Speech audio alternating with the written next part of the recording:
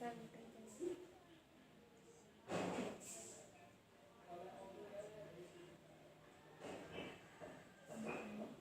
้ยินคำไรว่าอยู่อัน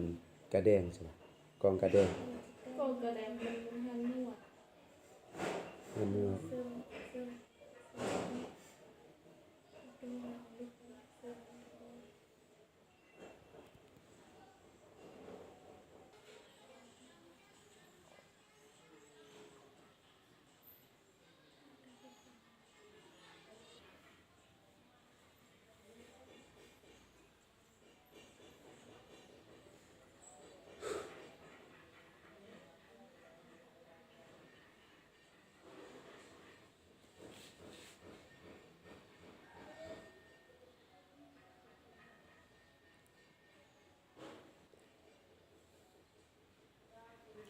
ผู้ซื้อยิ้มเนี่ยก็เคยซัดน้ำลายนะ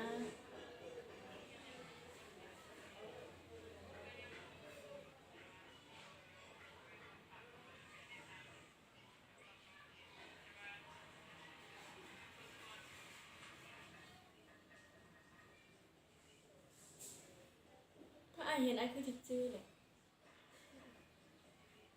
สิยิ้มยิ้มก็เป็นนางแบบหมู่เดียวกันบ่แม่เราเฮียนอยู่นี่บ่ซอเราจบแล้ว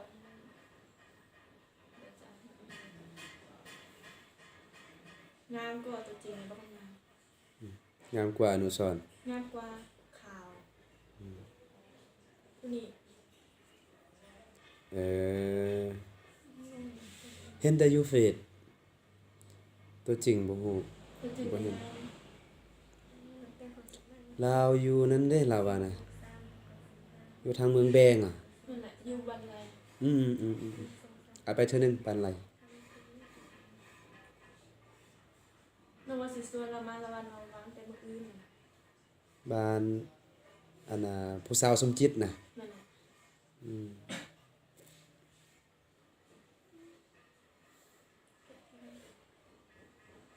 สมจิตนี่ก็ได้แฟนย้อนอ้ายแท้กับหมู่ผู้นี้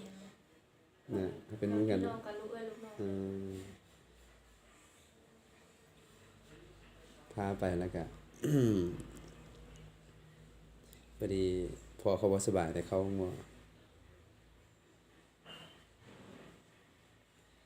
กินข้าวนำเขาเจ้าย่านเลยก็จริงแล้วนะบ่แม่นเราไปเรียนอยู่เวียงพุ่นน่ะซั่นมันละเฮียน้ำน้องเรากลับมาแล้วมาแล้วเดี๋ยวนี้อยู่บ้านพุ่นบ่อยู่แถวน้องบันไดพอดีแต่ตัวหาเราน่ะนะสัดส่วนเรานี่พอดีผู้หญิง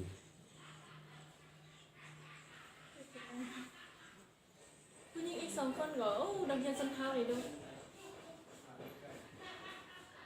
อสมวนจะม่วนขอแต่อาจารย์คำไรเว้านะอาจารย์คำไรเว้าครับ นักเรียนสันเฮาเขาบ่อยากแสดงแต่เขาบ่มีโอกาสให้เฮาเนาะเขาบ่อยากให้เฮาเลือกเขาคือกัน